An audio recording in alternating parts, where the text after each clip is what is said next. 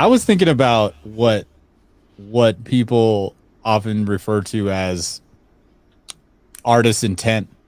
Oh yeah. And I'm thinking about making a video about it because I don't really think anybody know who the artist is these days. No, they don't.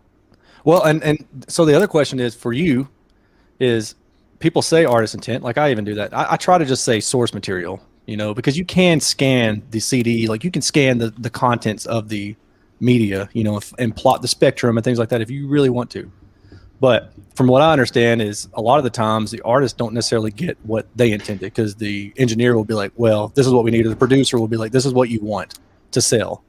So Exactly. Like I was going to do two things. I was going to make a quick song, record the guitar, drum, bass, whatever.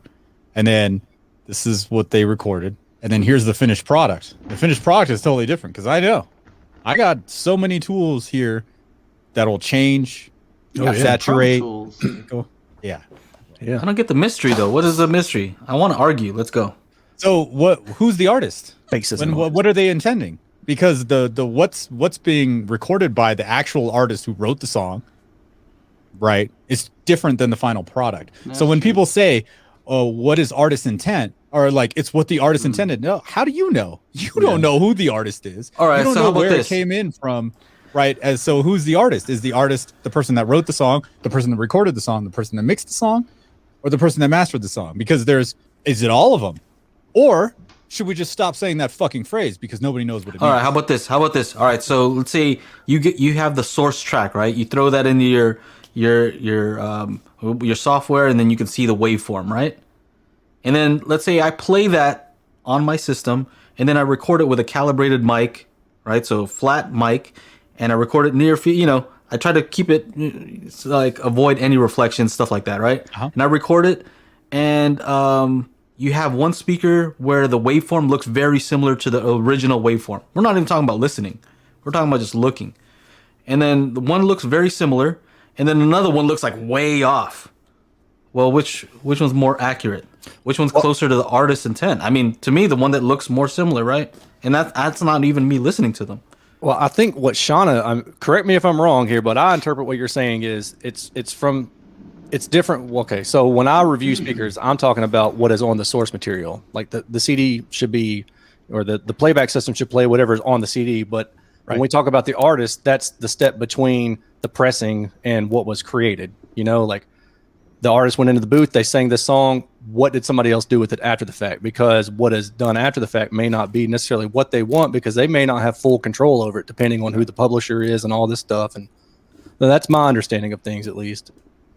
Yeah, I mean the basis is like whatever the artist has recorded or whatever is completely different. Right. Well, not completely different, but I'd say about different enough to be like, wow, this is my song. They'll be like, holy shit, this sounds great. Right. But like when audiophiles or anybody in the audio world or hi-fi world, they talk about artist intent, like I don't think they know who the artist is. Yeah.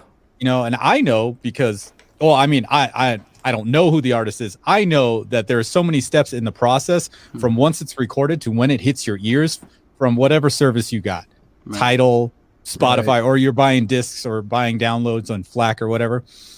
Like when people say that, I always think I'm like, oh, dude, you have no idea what you're talking about. Yeah. Because you don't know who the artist is.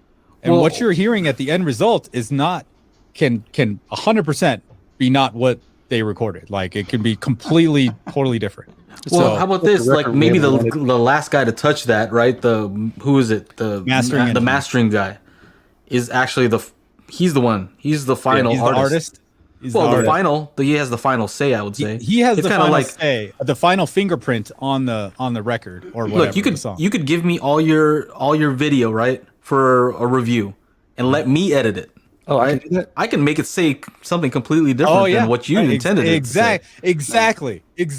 That is here we are. We've arrived at the point. Exactly. So like when people say that kind of stuff, they're like, oh no, I can't adjust the bass and treble. It's not how the artist intended it. Pfft, the fuck you talking about? You have no clue, bro. Like when I hear that kind of stuff. The artist isn't in my living room. So what does it matter? That's the way then I want to hear. I think that's a different topic, I think, too. So that gets into like the preference of what you want to hear. I think the easy way to look at it, like talk about artist intent, is, well, if the artist intends something, why are there 3 different remasters of that same album? Like, which one of those was the one that he intended or she intended? This is interesting because I was just looking at Lou Reed "Walk on the Wild Side," right? And they have a binaural recording of a live thing that he did, and I guess he said that he wanted his album to actually be recorded in binaural, and so they had 2 recordings, like a binaural one and then a typical old, however they normally do it. Standard-ish. And he said, "I want a binaural one. This is how I want my record to come out." And when it was released, he's like, "This is not the binaural one. This is just like a regular." And they're like, "No, you'll sell more with this. Yeah. Let's just do it the normal way. You'll sell more." They really, when you're working with a big record company, you really don't have a choice, and that's the cool part about now is, like, you don't really need a record company. You can do everything on your own. It's just takes a little time, a little money, but a little knowledge, a little experience. Yeah, I mean, you could just go to somebody's home studio and record something, and then wasn't what's her name, Billie Eilish's album all done by, like, her and her brother on a Mac on just a laptop. Yeah, Yep. There's a lot of people that do that. David and Crowder I just used to do that. saw a little there's a bunch of, like, there's a little TikTok series where they interview that guy Phineas, and he's like, yeah, you know what's funny, she recorded every song sitting down on the couch holding the microphone. She never wants to, like, stand up and record it, and that's odd because when you stand up, you can open up your diaphragm and you can sing better. But for her, that's crazy. Record it. Yeah. So that's crazy. So much stuff we don't know, or I don't know. Yeah, so maybe since everybody normally sits down while we listen to music, maybe you got to do the reverse. So now stand up when you're listening to Billie Eilish, because that's how she intended it to be reversed on you guys. Oh, I thought what you were going to say is the reason it sounds so real is because everybody's sitting down on the couch. Yeah, possibly. Who knows? In and out, right? Yeah.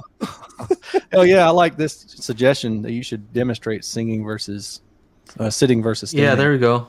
BL Swagger. Demonstrate. Oh, dude, you don't want to hear Do me your sing. Barry White voice. Look, he's all smiling right there. Barry White voice. No.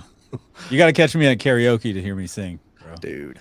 Or at CES like last time. Right.